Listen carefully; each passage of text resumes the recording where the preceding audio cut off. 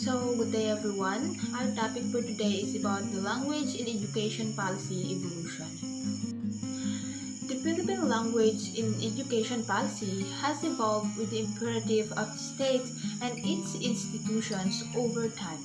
The policy embedded in the fundamental laws define the tenor by which government responds to educational demands of the time. During the Spanish colonial period, our school system had Spanish as the official medium of instruction. The use of Spanish language is extended to civil service and business. During the short-lived Philippine Republic, the 1899 Malolos Constitution made the Spanish compulsory in public and judicial affairs. During the American period, English replaced Spanish as the official state language and the language used in commerce and trade. Eventually, the post-war establishment of the Philippine Republic precipitated also a shift in language in education policy. But as early as the Commonwealth period, former President Manuel L. Quezon had already envisioned a national language based on Tagalog, the lingua franca of his region and his mother tongue. Quezon's vision is articulated in Article 13, Section 3 of the 1935 Constitution, which provides that the National Assembly shall take steps toward the development and adoption of a common national language based on one of its existing native languages. Until otherwise provided by law, English and Spanish shall continue as the official language. In response, the First National Assembly approved in November 13, 1936, Commonwealth Act No. 184, mandating the creation of National Language Institution or NLI. The goal of institution was to recommend one of the existing native language to be used as the basis for a national language. On December 30, 1937, President Quezon signed Executive Order No. 134, Session of 1937, proclaiming the national language of the Philippines based on Tagalog language as recommended by the members of NLI. The said executive order would precipitate initiative for full policy institutionalization, namely the national language based on Tagalog. The institutionalization of Tagalog-based national language, then called Filipino, found traction during the Japanese occupation when it was used as the language of the propaganda, bringing the language to area where it was not even spoken, much less understood. However, the National Language Project was not without opposing as there were more Tagalog speakers in the Philippines at the time compared to Tagalog speakers. The language divide that pervaded was left unresolved even after the passage of 1973 Constitution, Article 15, Section 3, which provided that the Batasang Pambansa shall take steps toward the development and formal adoption of a common national language to be known Filipino. Nevertheless, the provision did not serve to calm the unrest among majority non-Tagalog speakers over the non-feasibility of the provision because of an artificial language. Filipino lacked both native speakers and a literary tradition to help propagate it. In light of the 1973 Constitution, the Department of Education, Culture and Sports released Text Order No. 25, Series of 1974, entitled Implementing Guidelines for the Policy on Bilingual Education, which serves as a basis for the institutionalization of bilingual education policy in basic education. The Bilingual Education Policy, or BEP, aims at the achievement of competence in both Filipino and English at the national level, to the teaching of both language and their uses as a media instruction at all levels. The regional languages shall be used as auxiliary language in grade 1 and grade 2. The aspiration of the Philippine nation is to have its citizens possess skills in Filipino to enable them to perform their functions and duties in order to meet the needs of the country in the community of Nations. Here are the following goals of the BEP, or the Bilingual Education Policy. First is to enhance learning through two languages to achieve quality education as called for the 1978 Constitution. Second, the propagation of Filipino as a language of literacy. Third, the development of Filipino as a linguistic symbols of national unity and identity. Fourth, the cultivation and elaboration of Filipino as a language of scholarly discourse, that is to say, its continuing intellectualization. And the last one, the maintenance of English as an international language for the Philippines and as a non-exclusive language of science and technology. Filipino and English shall be used as the media of instruction.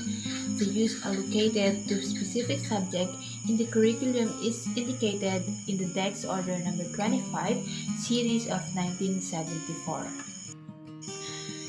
In effect, the 1987 Constitution upholds the designation of Tagalog-based Filipino as the national language. Article 14, Section 6 provides that the national language of the Philippines is Filipino.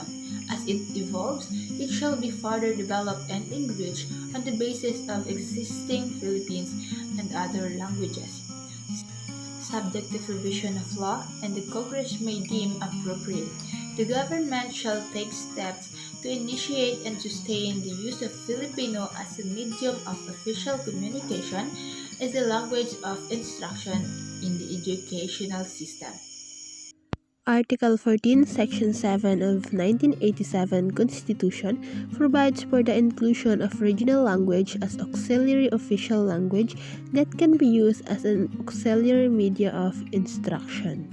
Section 9 of Article 14 underscores the promotion, research, development, propagation, and preservation of Filipino and other languages. In light of the new Constitution, the Department of Education, Culture and Sports issues Dex Order Number 81, Series of 1987, containing the alphabet and a guide for spelling in the Filipino language.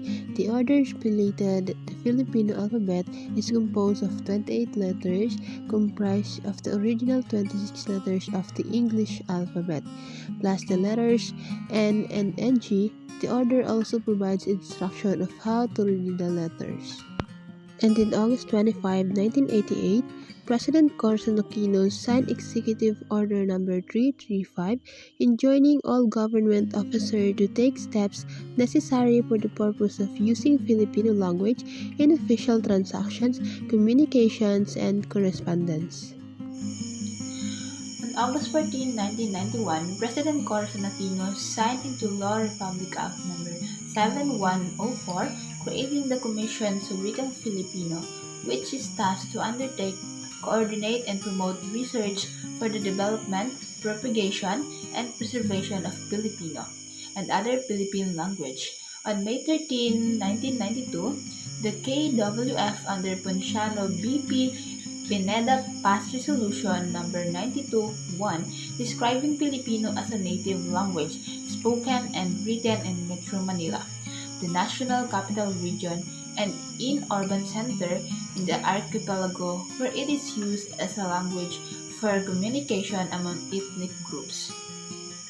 Like any other language, Filipino is evolving as it is draws from other natives and non-native Philippine language and their varieties as it is used in various situations by speakers for colloquial and for scholarly purposes.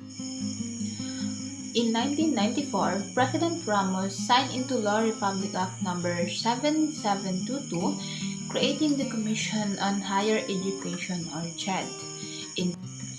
In 1996, the Commission issued CMO No. 59 Series of 1996, which states that, in consonance with the bilingual education policy underlined in Dex Order No. 52 Series of 1987, the following are the guidelines of BS and BS mediums of instruction. First, language courses, whether Filipino or English, should be taught in that language. Second, at the discretion of the HEI, literature subjects may be taught in Filipino, English, or any other language as long as there are enough instructional materials for the same and both students and instructors, professors are competent in the language. Courses in the humanities and social sciences should preferable be taught in Filipino. And between 1995 and 2009, there have been numerous attempts at policy legislation to strengthen and make English as a medium of instruction at all levels. In the 13th Congress, for example, the House of Representatives passed on third reading the so-called English-only bill HB 1339 by Cebuano Congressman Eduardo Golias Jr. However, the Senate failed to act on the bill, which was intended to supersede the bilingual education policy that is still in place since 1974. The English-only bill didn't muster legislative strength, and on July 14, 2009, the Department of Education issues Deped Order Number 74, Series of 2009, mandating the institutionalization of the mother tongue-based multilingual education in Philippines, basic education.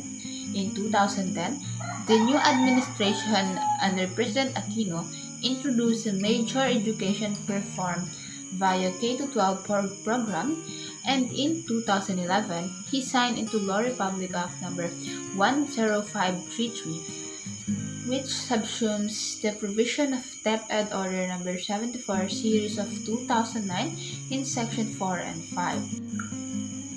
Yet, the most compelling argument for shifting the language in education policy is the outcome of bilingual policy that has been in place since 1974. While the 1987 Constitution takes notice of regional languages as auxiliary languages, the bilingual education policy in effect is basically English and Filipino only. The Asian Development Bank and World Bank in study pointed to dismal performance and poor mastery of reading and writing skills in Filipino and English of students under the 1987 BEP, which allow use to regional languages as transition language in grade 1 and grade 2 only. The study, however, pointed out that the failure of BEP is not due to resistance but stems from its authorizational, which includes factors such as teachers' competence, teachers' upgrading, instructional materials, support, and the same issues that now attend the implementation of MTB MLE within K-12. That's all. Thank you.